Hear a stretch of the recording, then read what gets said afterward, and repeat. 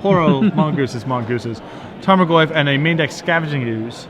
Yeah, the singleton Scavenging Ooze is unusual to see without some green Senzients or something, but it certainly works out fine generally as a fourth Tarmogoyf. Moving over to Mike McKay's deck list. He has, among his more interesting cards, a singleton main deck Life from the Loam, which is actually a pretty big player in a matchup against Rug, as Wasteland is one of the ways that they can certainly attack you, and Wasteland is also one of the best ways you can attack them. Yes. Looks like we have Mike, I assume, taking a mulligan, while Justin appears to have kept. Justin also playing the often maligned main deck Taiga.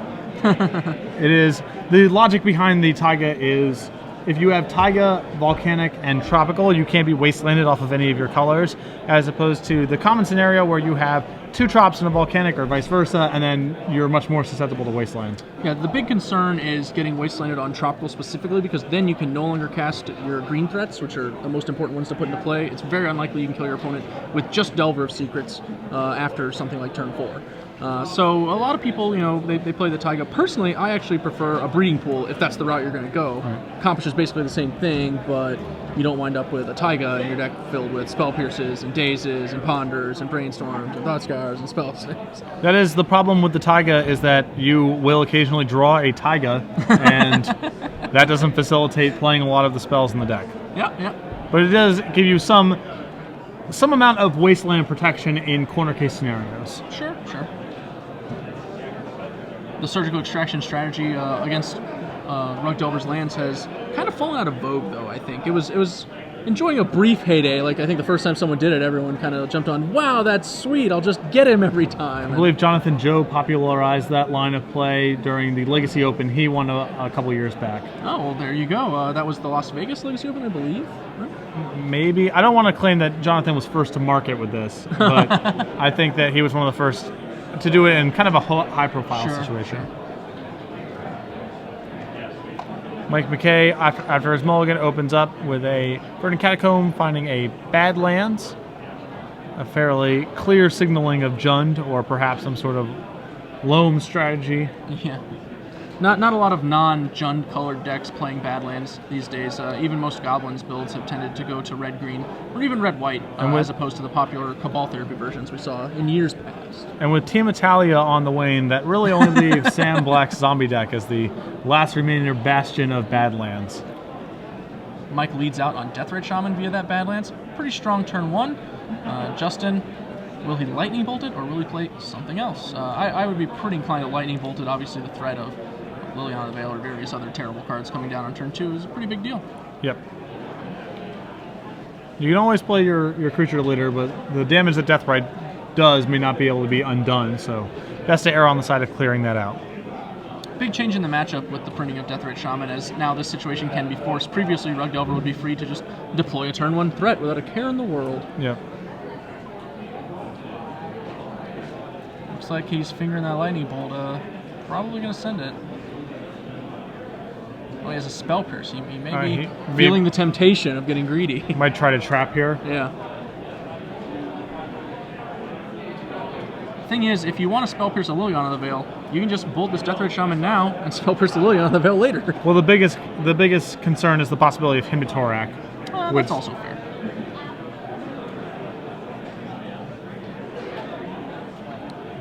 Bloodstained Mire sacrificed.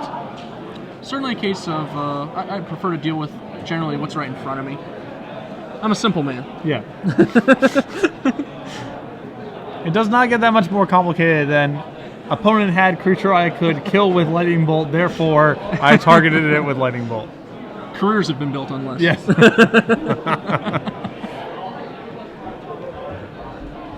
Mike fetching, what's his turn 2 going to be? I see that he does have a Lilion of the Veil, I believe. Looks like he has a Dark Confidant for turn 2, though.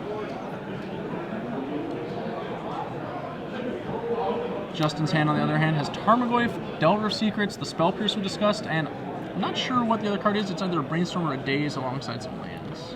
So the way the way that Mike's hand is constructed here, Justin would have been much better served not bolting here, because he would have been able to bolt the Dark Confidant, probably the more threatening of the two creatures, or Spell Pierce Liliana had Mike gone down that road. Can't really fault him for bolting the Deathrite Shaman, but the structure of Mike's hand made it randomly a poor play. Mm-hmm. Well, now he's going to hold open blue mana and play Delver. This gives him access to Spell Snare and Spell Pierce. This is also a rarely seen matchup. Lands in front of spells and lands beside spells squaring off. Not a configuration I'm used to seeing oppose one another. We can finally settle once for all what is the second best thing to be doing.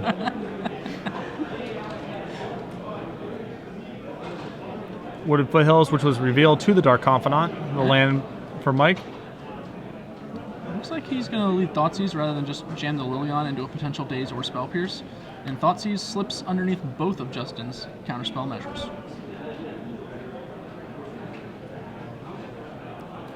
Justin decides to brainstorm a response. Curious what he's going to hide. My suspicion is his Tarmogoyf will be one of those cards. Yep. Probably put a spell on top to ensure that he flips with his Delver. He would ideally put a cantrip so that he can just cantrip his way into the Goyf and play it as well. I think that's probably what you want to be doing, but it doesn't look like he found a cantrip. I think I see just like 3 lands, a Tarmogoyf, a Nimble Mongoose, a Spell Snare, and a Spell Pierce. It looks like he wants to hide his creatures, actually. Yeah, I think he's just going to hide both creatures and then show off the counterspells. He's going ahead and taking the 2 damage off before he shows the grip, but that's fine. And yeah, it does look like we have 3 lands, Spell Snare, Spell Pierce. So, pretty interesting by Justin here, not putting a spell on top, but his spells are so weak, and those 2 creatures that he left on top, Nimble Mongoose and Tarmogoyf, so relatively powerful here that he's willing to sacrifice the Delver flip to ensure that his more valuable creatures are safe. Yeah, he'll be sacrificing it for 2 turns as well, unless he decides to crack a Scalding Tarn after drawing one of his creatures. Not sure that I would be in the market for that particular choice. When we have 2 Scalding Tarns and now we have 4 cards in our graveyard, we're only 1 away from Threshold anyway. Might as well just keep the Nimble Mongoose in place.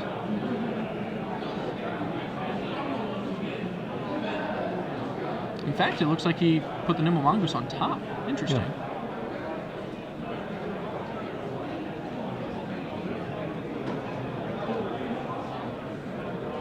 Fetch land and Nimble Mongoose. Alright, he's recalibrated. Deathrite Shaman. Revealed the Dark Confidant. And another Dark Confidant on the draw. Do you attack with Dark Confidant if you're Mike McKay here? Well, the problem is that you know about the snare in the hand, so you can't really value your second Tarmogoyf very high. Oh, sure. I'm thinking you attack because if he blocks with Nimble Mongoose, then you get to just Lily on the Delver and leave him on no pressure. I think that's a reasonable line, but the problem is that because Justin didn't reveal a spell and then play Nimble Mongoose, it's a pretty safe presumption that the other card in his hand is another creature, so there is some risk to your Liliana being under duress the following turn. Oh yeah, I think he should generally assume the top of Justin's deck is a creature, because the Nimble Mongoose was obviously the top this turn. So that's reasonable, but at the same time, if you get the opportunity to clear both of Justin's creatures out, I think that seems pretty reasonable. Like, would you want to be facing 3 creatures? No, I think that's a totally reasonable one. I guess the real question is whether you might want to just preserve the Confidant on defense and be able to potentially trade it with Delver of Secrets next turn. Well, he is at 12, and right. There's some risk with the game going long, sitting back on this defensive Confidant. He may just want to cash it in now. It's done some good work. You have a Deathrite left over to rebuild your life total to attack the graveyard. That's what I'm thinking. I just want to probably get the Confidant into the graveyard. He's already drawn me a few cards. If I can trade him with 1 more, that'll do. Liliana Resolves, almost certainly going to be an Edict right here. I had to imagine we're sacrificing our Delver of Secrets. Yeah, that card won't have 3 power next turn. The Nimble Mongoose actually will if we play our next Scalding Tarn. That'll be 7 cards.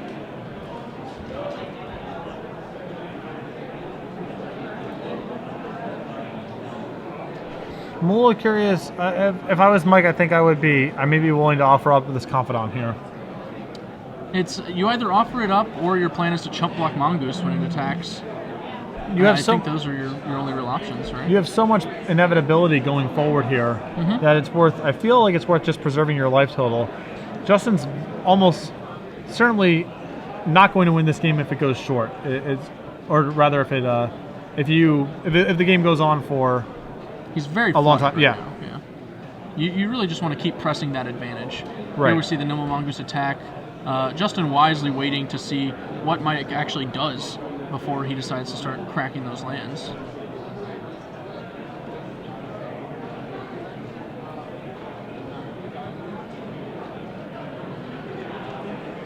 I don't know if that was... If Mike's still mulling over his block here, or... I assume the Nimble Mongoose is headed after the Liliana right now as well.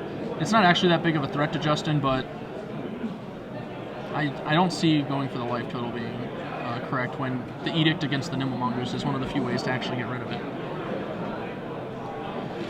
Mike declines to block, doesn't want to throw away his Dark Confidant. I think that's probably incentivized by the fact that he can use Deathrite Shaman to keep that Nimble Mongoose shrunk. Yep. If Justin continues to brick on spells.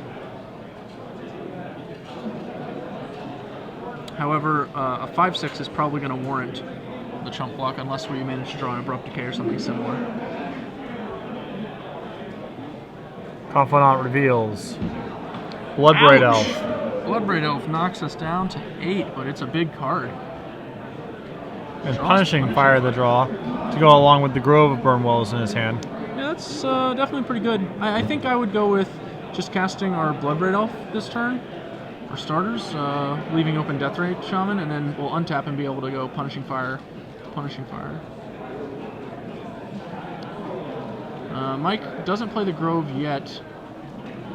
Finds his own Goyf. That's a nice one.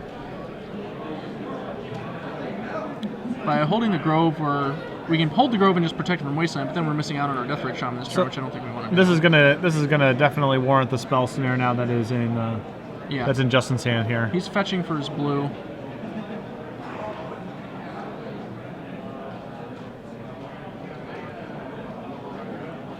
Mike's Goyf is no more.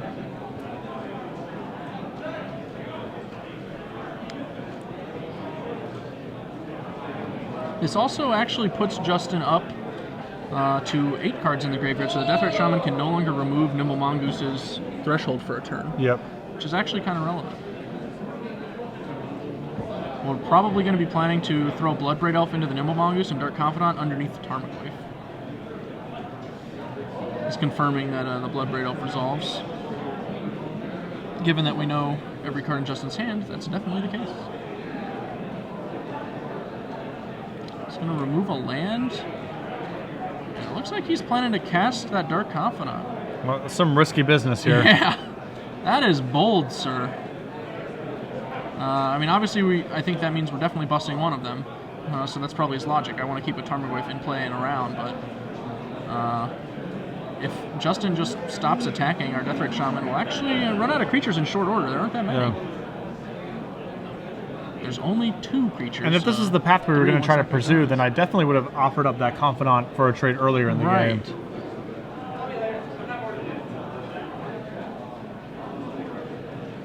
And now if I'm in Justin's position, I'm definitely just holding back. Ooh, he drew a Bolt.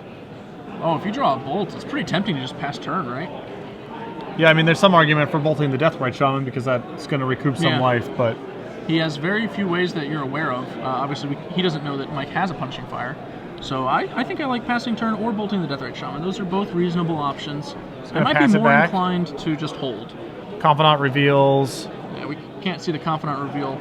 We'll go ahead and try and get that information soon.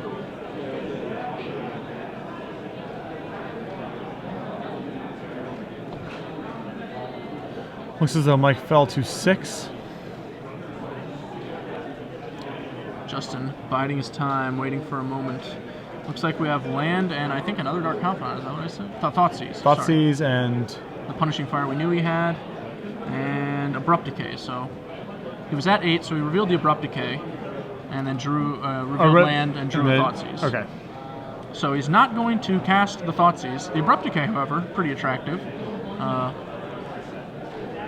Abrupt Decay will enable him to kill the Tarmogoyf, which is one of the more dangerous creatures in play. However, he may want to actually spend some time Punishing Firing his own Dark Confidants, because their greatness is becoming costly. Yes. It's getting up there. The inflation on greatness is not great here. I think we probably just play our land and pass. We don't need to decay. It's not like it's going to get countered if we wait. And we don't really want Justin to know that we have this Punishing Fire to burn away our Dark Confidants with. I want to kind of leave him in the dark about that. Yep.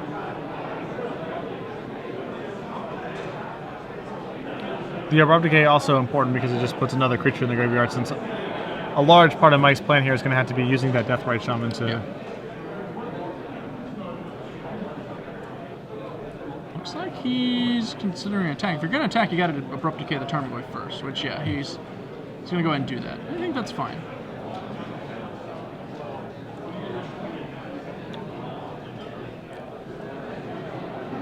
That will resolve. So now Mike going to go ahead and send for 3. I like that line fine. If the Nimble Mongoose attacks, we can just throw both of our Dark Confidants on it. No problem. We have the Punishing Fire and 1 Recursion along with the Deathrite Shaman activation, so probably Punishing Fire one of our Confidants away. Deathrite Shaman to gain 2 life, go to 8. Feel pretty safe from there. Yep.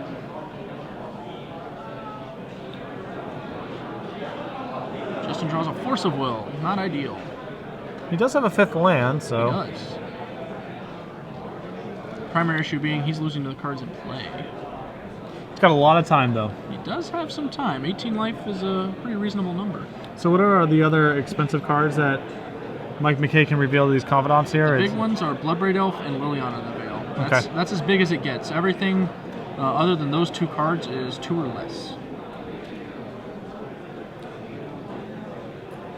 Tarmogoyf hits the Exile in the instep. And note that now that Justin is allowing Mike... If Justin allows Mike to untap, then his Bolt is officially, if it goes to the face, is not dealing the same amount of damage it would have if it just killed that Deathrite Shaman immediately. Yeah, there's the... I mean, it's not entirely fair to look at that in that way, because Justin also had the opportunity to rip another Bolt. Yeah. Punishing Fire, good reveal for Justin. Redundant and knocks Mike down to 4. He's going to be activating his Deathrite Shaman in response. Yep. Wise move. Wouldn't want to die to a Bloodbraid Elf off the top, although what Mike doesn't know is if he does reveal Bloodbraid Elf, he is in fact dead. Yes. 2 Bloodbraid Elf off the top. I feel like he played these Confidants pretty greedily. I would have definitely gotten rid of one of these in the end step on the previous turn.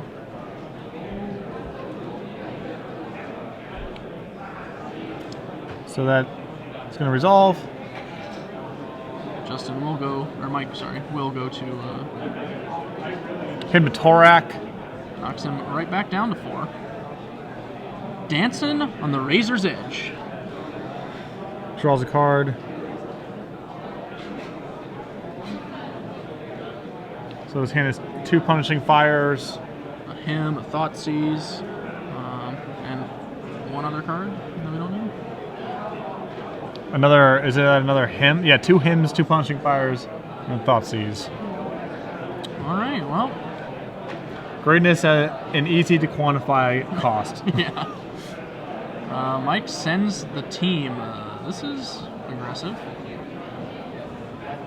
Is he just dead on the way back? Yeah, I think we must not. That must not be another Hymn if this is his play. Right? Well, he may just assume that Justin's throwing a block out there. He also might not be playing around Lightning Bolt, is another thing, because he doesn't know that that's in Justin's hand. But Justin, you would still risk dying to your own Dark Confidants on the next turn. Yeah. Like, this attack leaves him incredibly vulnerable. Well, Justin is short of Threshold on board. Sure. I still don't think... I still think you gotta leave 1 back. He's gonna sacrifice. Cracks. Does that get him back to Threshold?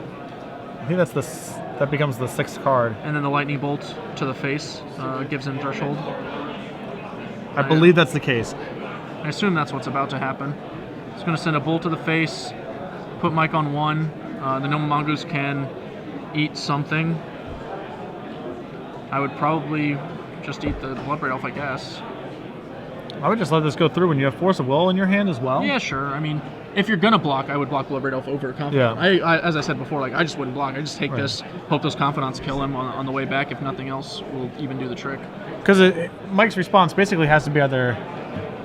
Now we bolt the Deathrite Shaman. This is a little late to the party on that one.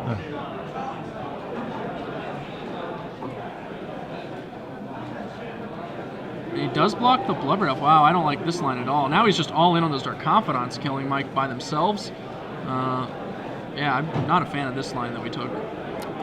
Especially since Mike has the option of actually killing one of his Dark Confidants, or both, potentially. You know he has the Punishing Fires. So you cast him, get rid of the Force Will? Yeah, I think Justin had the right idea here. He decided, you know, this is how I'm going to get the game. I'm going to use some burn in conjunction with those Dark Confidants, kill my opponent, but he wound up allowing Mike to get too much life with the Deathrite Shaman, and then right here, you know, kind of turned the moment. He's going to Thought Scour himself. On the upside, he's not dead to the next swing, so unless those Confidants just die, the pressure is off. He'll have more chances to top deck. Let's see if Mike... I would assume he's going to kill one of these Confidants here, because I would much rather have one in play than two. Yeah. He's going to do it this time. He's done being greedy, it looks like. Or is he... Okay, he is. Okay. Yep. Wasn't going to the head. Like upstairs? Like, whoa, buddy. These Confidants have dealt us an average of like 3 damage apiece. All right. Confidant, trigger. Another him to Torak. Now Bolt is again a live draw for Justin. Yep. And just the Confidant remaining in play could be lethal to Mike very easily. Another Thoughtseize drawn by Mike. A little too much to discard. Yeah. Hard to imagine the card in hand being anything but a land, but might as well throw that him out there. Yeah. I guess it could be Force of Will. Stifle? Stifle is a possibility. Those are about the only cards, right? Stifle, Daze.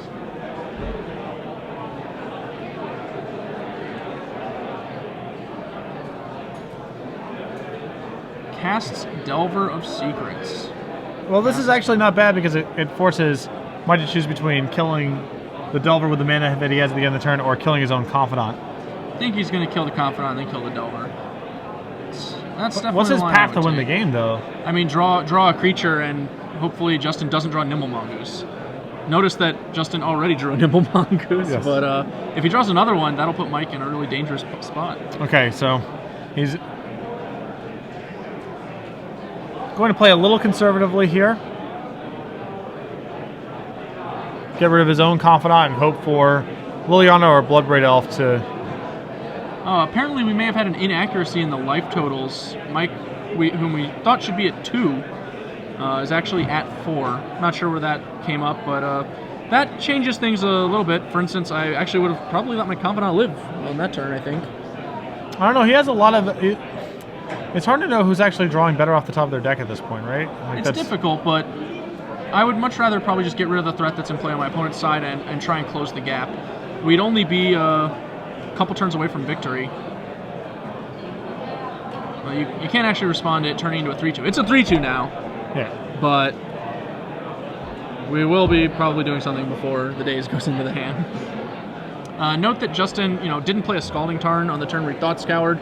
This is a situation where he would have actually gotten paid off for putting that Scalding Tarn into play. Obviously, it's soaked to him, but if it was in play and the Delver revealed a card is useless as Daze, he'd be able to shuffle his library during his upkeep, get rid of it. Mm-hmm.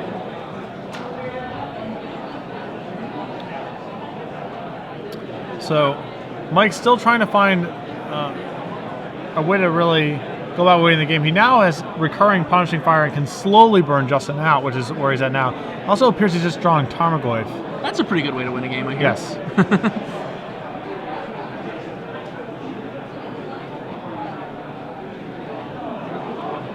I predict we cast Tarmogoyf.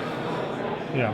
I think he's debating about whether or not he wants to him also with some of his mana, or if he just is better served using his mana to Punishing Fire. Yeah. We know that there's a Daze up there. If Justin really feels that strongly about a Punishing Fire, I imagine we'll let it go. Once the Tarmogoyf is actually down, the game will probably end on the next turn. Because Mike is in fact at 4, as opposed to the 2 that we believed, Justin appears to be drawing to no outs, actually.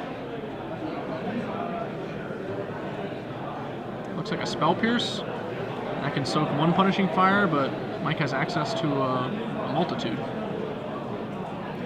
Punishing Fire at the end of the turn. Knocks Justin down to 7.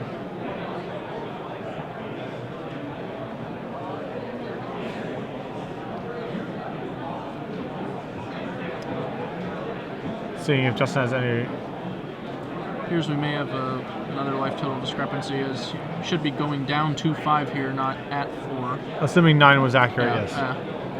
and that's assuming this Punishing Fire resolves. I think Justin drew a Spell Pierce, so we can actually counter it, but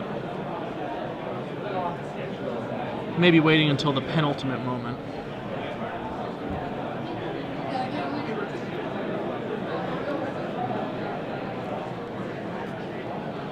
Attacks for lethal with the Tarmogoyf, and that's game.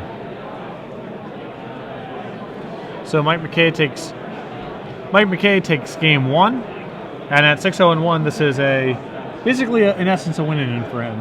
Yeah, it's very likely a win-in. Whoever wins will most certainly be among the players with the highest tiebreakers, and likely able to draw with one of the actual undefeated players who spent this round drawing. So what we got in the way of sideboard action here for Mike?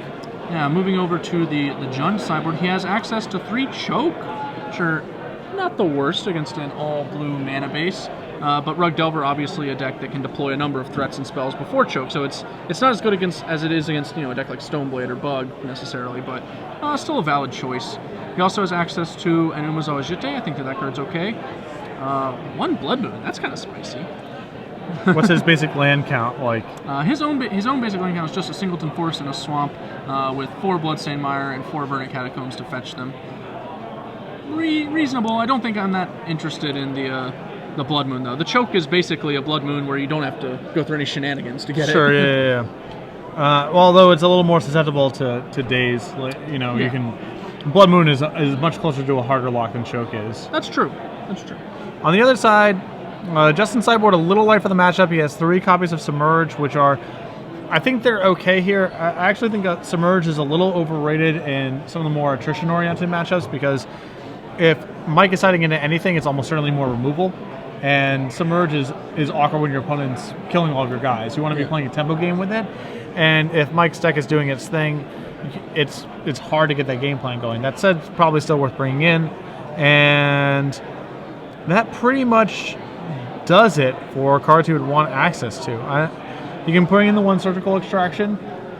He's seen Punishing Fire. It's reasonable to assume Loam could be in the picture, but really not a lot to bring in here. I might be tempted to bring in 1 Rough Tumble. It kills a lot of the creatures in the Jund deck. It doesn't kill the most important one, which is Tarmogoyf, but it can handle literally every other creature that Mike might play, so I don't think I would want to ever overload. Like, drawing 2 is a nightmare, but drawing 1 might be okay. He also has Sulfuric Vortex, which, peculiarly enough, shuts off Punishing Fire Grove. Yes. Yeah, that is a weird little wrinkle, right? Yeah. Not a lot of people have realized that one before. In fact, I've seen a number of players on the Open Series, make the error of, with a Sulfuric Vortex in play, allowing their opponent to, use things like Batter Skull or Grove of the Burn Willows, which don't always conventionally think about with interactions with Punishing Fire. But yeah, Sulfuric Vortex unfortunately lines up very poorly against Abrupt Decay, and is also just, the Jund deck can play effectively to the board. It's not playing a draw-go game, so... Yeah, if you're more of a deck like Blue-Red Delver, where you're on the Lava Spike plan, then I think the Sulfuric Vortex plan is totally fine, because at least you'll usually get a shock out of it, even if they wind up Abrupt Decaying it. Right. And trading your 3-mana card for a 2-mana card and a shock is not the worst. And on the off chance you actually, line up correctly, can be nice. I've stolen many a match I did not deserve on Sulfuric Vortex.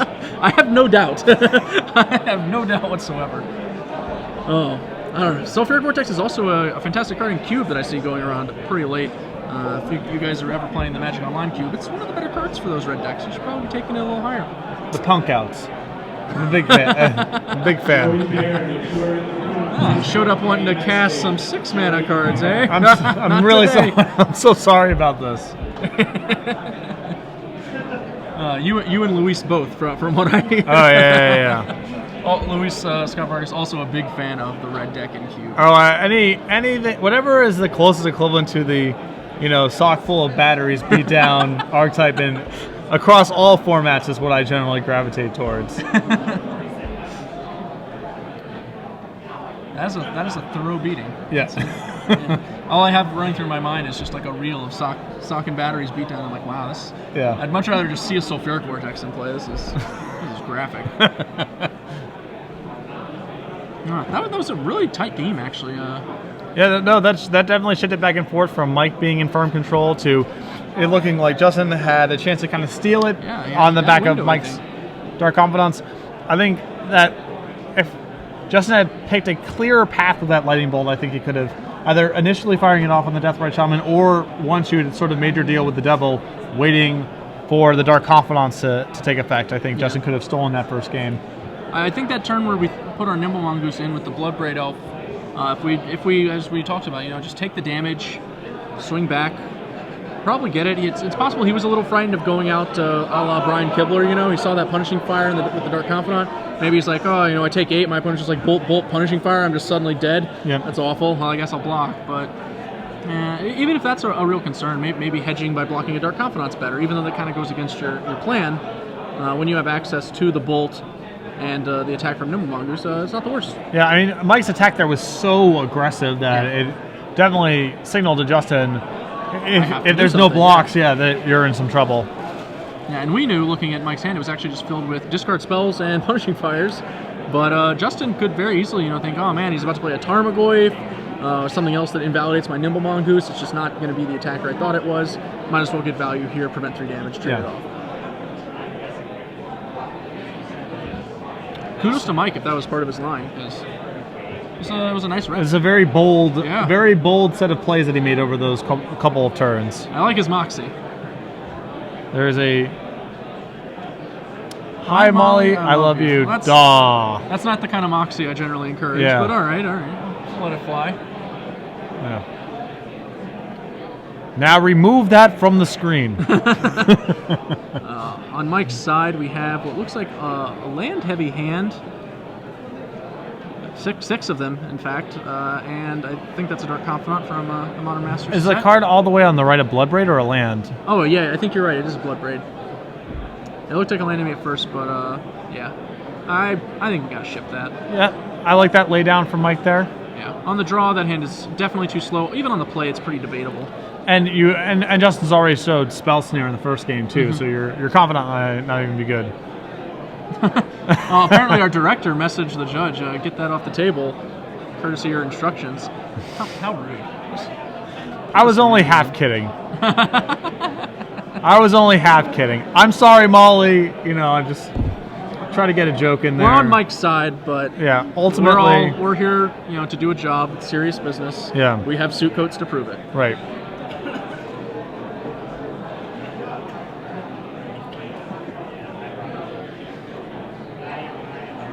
I have a receipt and everything. I can prove it.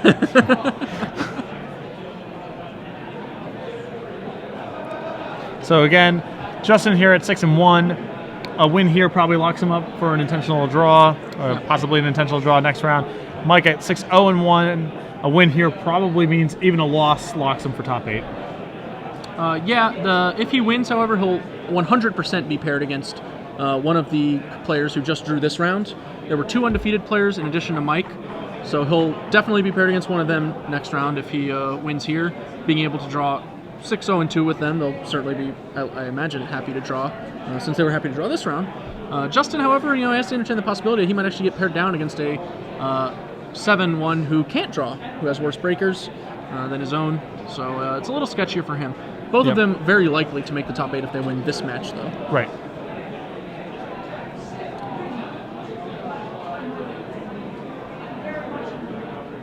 That's what we're all here for, right?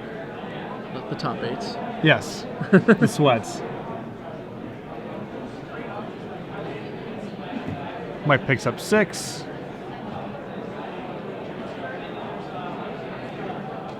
Our spotter seems to also really be enjoying himself. Good for him. Yeah. Turn 1 Delver of Secrets, that's pretty good. This is very similar to a play that we proposed on Above the Curve. Turn 1, dual land Delver of Secrets. Do you wasteland? Do you try and kill it with your lightning bolt? In our example, we had Swords of Plowshares. Lot of possibilities. Well, fortunately, Mike has kind of the best of both worlds here, where he can play Deathrite Shaman. If this eats a daze, then that's fine. You still have your bolt, and if it doesn't, then you have all the mana in the world, where then you can start wastelanding and bolting in the same turn. One of the differences in this query versus our example is also the presence of Abrupt Decay, which is a removal spell for the Delver that can never die.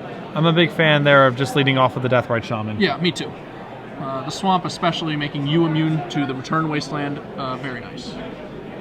once you get out in front of Rogue Delver in terms of mana, it's much easier to play against their reactive elements. When you're trying to match them mana for mana, and you're trying to wasteland them early on in the game, then their dazes and pierces and snares become a lot more prohibitive. So I like Mike just trying to get his mana in place before deploying the rest of his action. Rug Delver is a real impressive looking deck when it's ahead of you, stifling your lands, wastelanding you, attacking with turn 1 3-power creatures.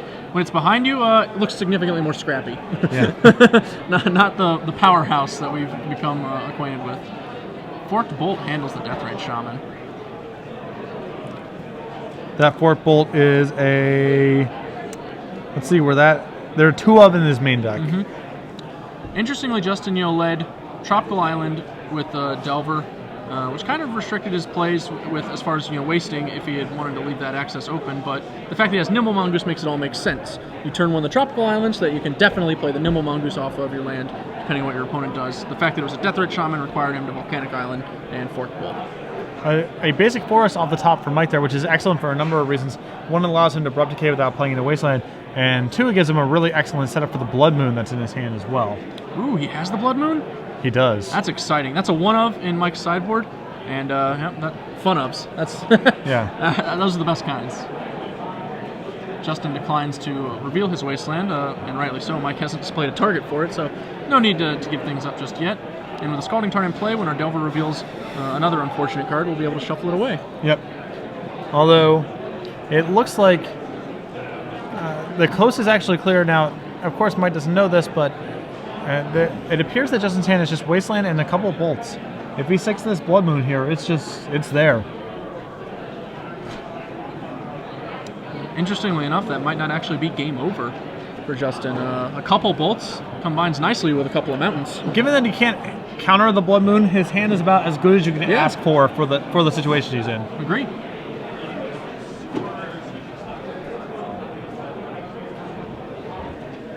I'm curious to see if he tries to land it. Oh man. There it is. There it is. Another mooning. We've seen a lot of these on camera today. If you're gonna sideboard it in, you might as well jam it on 3. Right. Well, I'm very nostalgic about this card because back when all of my rich friends had a bunch of dual lands and I was broke, this was the this was what you did. This was the sand in the eyes or whatever. So Justin pops his Scalding Tarn here. That puts an additional card in the graveyard for Nimble Mongoose at the cost of a life and thins his deck of a land. Scalding Tarn and Tropical Island about to become Scalding Tarn and Volcanic Island about to become functionally identical lands. Yep. In the context of Blood Moon, but you make do with what you got. But Justin's certainly not out of this game. 2 bolts. If his Delver flips, then he's got quite a bit of pressure on the board. Yeah. It will actually be very dangerous for Mike. Justin's run a little bad with Delver so far in the match. I'm sure he's hoping to improve. Nope. He does not. Not much to tank on here. We just have to draw that one. It's a Tarmogoyf. Man, that would be good if we could play it. Yeah. Rats. 2 points come across. Mike's still not out of the woods. He does have a Bloodbraid Elf, and I'm not sure if he has a removal spell for the Delvers. He has an Abrupt Decay. He has an Abrupt Decay, okay.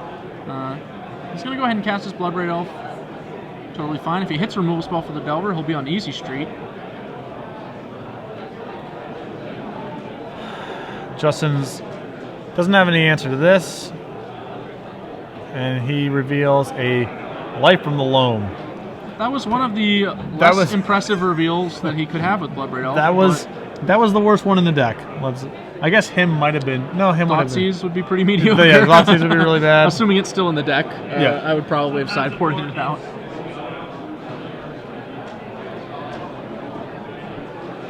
But still fine, you know, you can hang back here. He's going to get in. I don't like this attack. We're not really interested in a race when we've got the Blood Moon lock, right? Like, we're going to win this game if it goes a fair distance because we can actually cast our spells and our opponent can't. Right. So as long as we preserve a high life total and handle the few threats he can actually generate, which are literally only these 2. These are the last threats that Justin will ever be given in the game of Magic. It's just those bolts, basically. That's what's left. We have to fade him drawing lightning bolts and attacking us for lethal with the 2 creatures already in play. So I'd probably just leave the Bloodbraid Elf on D. Yeah, if it trades with a bolt there, you're pretty ecstatic. Yeah.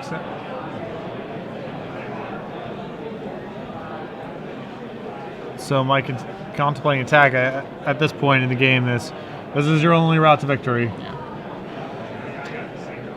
Justin jams him in there.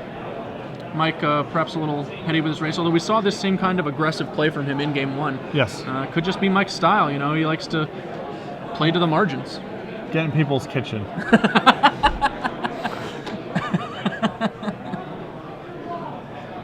And here he comes again. Yeah, with no regard for human life, Mike sends his Bloodbraid Elf once again into the red zone. Yeah, I think this time we'll have a little bit of discretion with Abrupt Decay aimed right at the Insectile Aberration. Mike, it appears, also has a Lightning Bolt in his hand, so he can close the distance pretty quick.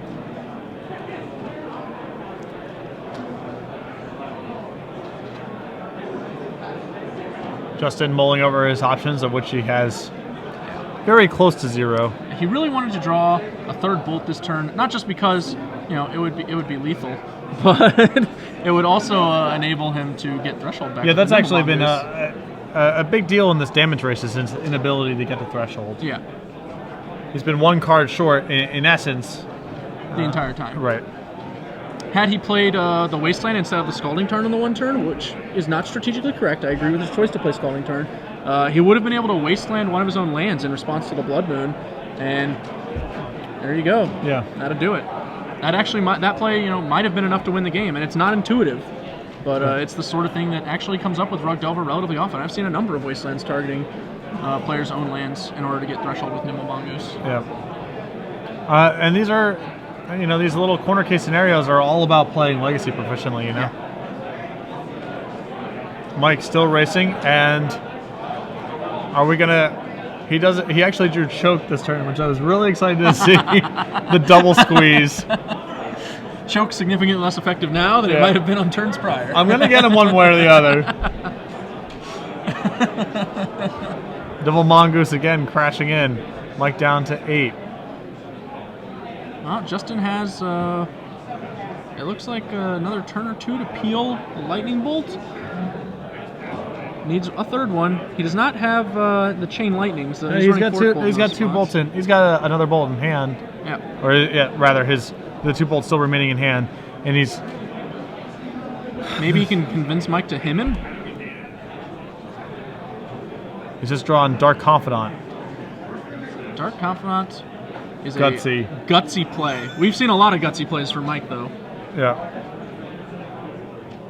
I want it to happen not because I want Mike to make a bad play, but because I just want a sweet sweat. Yeah. I just want it so good.